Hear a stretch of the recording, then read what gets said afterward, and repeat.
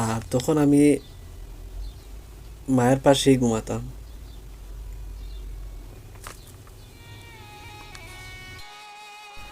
আসসালামু আলাইকুম প্রিয় বন্ধু। আজ আমার জীবনের ঘটে যাওয়া একটি পর্ব আপনার মাঝে শেয়ার করব। আমি তখন মাদ্রাসায় পড়ি। সেই সময় একটা মেয়েকে ভালোবাসতাম। মেয়েটি নম্রভদ্র, ধনী ফ্যামিলির, খুবই সুন্দর একটি মেয়ে ছিল। আমি তখনও বুঝতাম না ধনী গরিবের মধ্যে যে একটা পার্থক্য রয়েছে। মাদ্রাসার ছুটি হলে বন্ধুদের নিয়ে মেয়েটির পিছে পিছে যাইতাম। মেয়েটির সাথে অনেক দুষ্টুমি করতাম। মেয়েটি হয়তো বিরক্ত হতো, তারপরেও কিছু বলতো না। মেয়েটিকে অনেক ভালোবাসতাম। ক্লাসের বেঞ্চে তার নাম লিখে রাখতাম। খাতা বইয়ের প্রতিটি পৃষ্ঠায় তার নামের অক্ষর লিখে রাখতাম। রাস্তার পাশে দেয়ালের মধ্যে তার নামের সাথে আমার নামের অক্ষর লিখে রাখা ছিল আমার প্রতিদিনের রুটিন।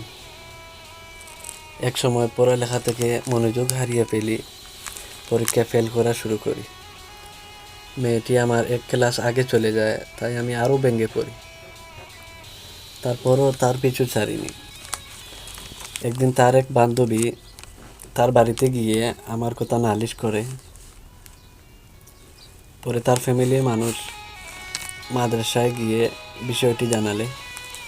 মাদ্রাসার এক হুজুর আমাকে আর আমার এক বন্ধুকে এত বেত্রাঘাত করে, প্রতিটি বেতের আঘাত আমার পিঠের মধ্যে ফেটে যায় এবং পুরো পিঠ রক্তাক্ত হয়ে যায়। তারপরেও আমি বিষয়টি আমার ফ্যামিলিকে জানাইনি। রাতে যখন ঘুমাতে গেলাম, বিছানায় পিঠ লাগাতেই পারছিলাম না। পরে চিত হয়ে ঘুমানোর চেষ্টা করি।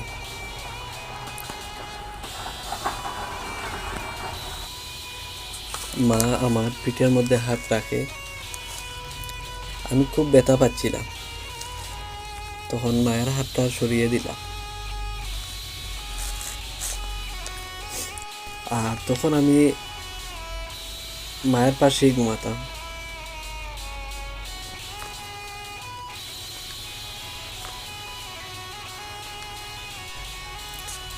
পরের দিন থেকে আমি মাদ্রাসায় যাওয়া বন্ধ করে দিই।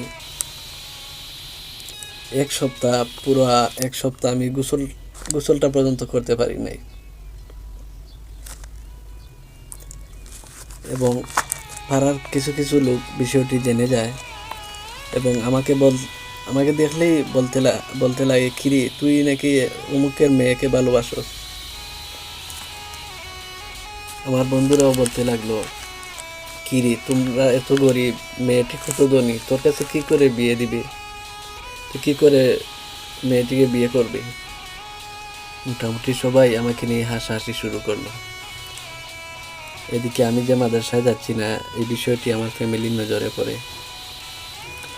মা আমাকে খুব বকাবকি করে মাদ্রাসায় নিয়ে যায়, ক্লাসে নিয়ে যায়। কিন্তু আমার তো পড়াতে একদমই মন বসে না। ঘুমালে মেয়েটিকে স্বপ্নে দেখতাম। মেয়েটিকে আর ডিস্টার্ব করি না, তবে মন থেকে ভালোবাসি। আর একটি বিষয় হচ্ছে, আমি কোনো দিন মেয়েটির সামনে গিয়ে বলতে পারি নাই যে আমি তোমাকে ভালোবাসি। কিন্তু আমার বিশ্বাস মেয়েটি বুঝতে পারে যে আমি তাকে কতটা ভালোবাসি। প্রিয় বন্ধু, আজ ভিডিওটা অনেক লম্বা হয়ে যাচ্ছে, তাই অন্য কোনো ভিডিওতে বলবো। যদি আমার এই জীবনের অংশটুকু ভালো লাগে তাহলে শেয়ার করবেন। 10টা শেয়ার এই ভিডিওতে হলে আমি পরের অংশটুকু অন্য ভিডিওতে বলবো। সে পর্যন্ত ভালো থাকেন। আসসালামু আলাইকুম।